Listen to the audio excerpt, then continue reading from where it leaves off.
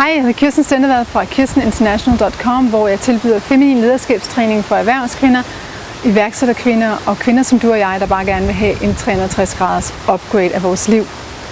Jeg har lavet den her lille videoserie til dig, som ønsker at finde ud af, hvad feminin lederskab egentlig er, og få nogle eksempler på, hvordan det kan bruges. Og jeg vil give dig nogle eksempler på, hvordan jeg bruger det i mit liv. Lige nu skal jeg sige for en ordens skyld, at denne her videoserie er produceret af mig, og jeg er ikke mere teknisk end jeg har stillet mig lige ved siden af et vandfald, så du må simpelthen nyde lyden af vand, der flyder, og lade dig inspirere til at måske komme med herned til efteråret, hvor vi vil tage en uge af uddannelsen i feminin lederskab på et 5-stjernet krydstogt ned ad Nilen, intet mindre, for at kunne bade i denne her ursuppe, den feminine kulturelle vugge, og virkelig få glæde af den energi, der er her på stedet. Men lige nu vil jeg give dig et eksempel på, hvordan jeg bruger et af de lederskaber, som jeg underviser i på uddannelsen i feminin lederskab, nemlig evolutionært lederskab, eller man kunne også kalde det revolutionært lederskab.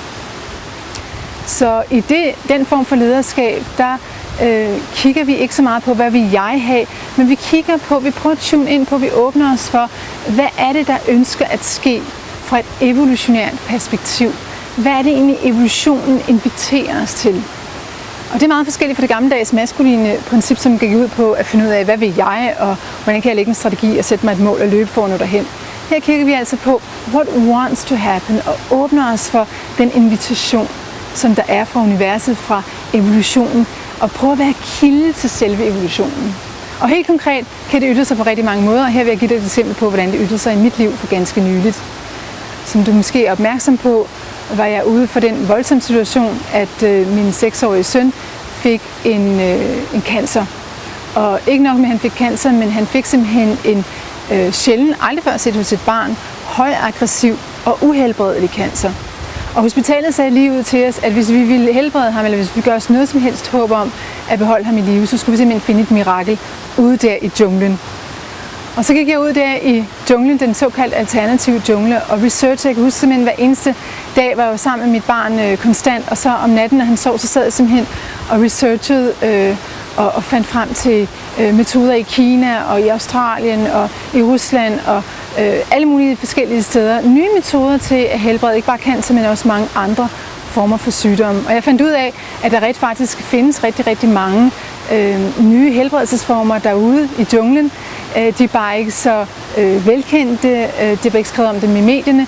Ofte er de meget billige, og måske kan det være en af grundene til, at vi ikke hører så meget om det, fordi det er måske udfordrende for medicinalindustrien. Hvem ved, at der pludselig findes nogle nærmest gratis metoder til at helbrede cancer. I hvert fald fandt jeg en masse metoder. Jeg prøvede dem af på min søn, fordi jeg havde som sagt ikke rigtig noget valg. Og det jeg kan rapportere, det er, at min søn simpelthen 80% af sin sygetid var frisk som en havørn. Han sprang simpelthen rundt og var fuldstændig, altså virkede fuldstændig rask. Det var faktisk svært at forholde sig til, at han var syg, fordi han var fuldstændig normal i det meste af sin sygetid. Den sidste metode, vi fandt for at udrydde de tumorer, der var placeret i hans venstre lungehinde, selvom han virkede fuldstændig 100% rask.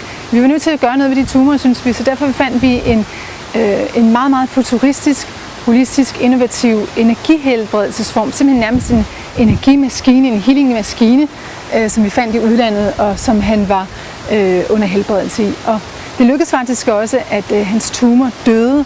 De begyndte nemlig selvmord med denne her metode. Men problemet er, at under den proces skal de simpelthen begynde at bløde fra det væv, som er blevet ødelagt af canceren, mens den var invasiv. Og i mit søns tilfælde var de her tumorer rigtig, rigtig store, så da det begyndte at bløde rigtig, rigtig kraftigt. Og vi tog på Rigshospitalet og bønfaldt dem om at tømme hans lunger for blod, men de kendte ikke til den her nye metode, vi havde anvendt, og de mente simpelthen ikke, at han tog til at redde.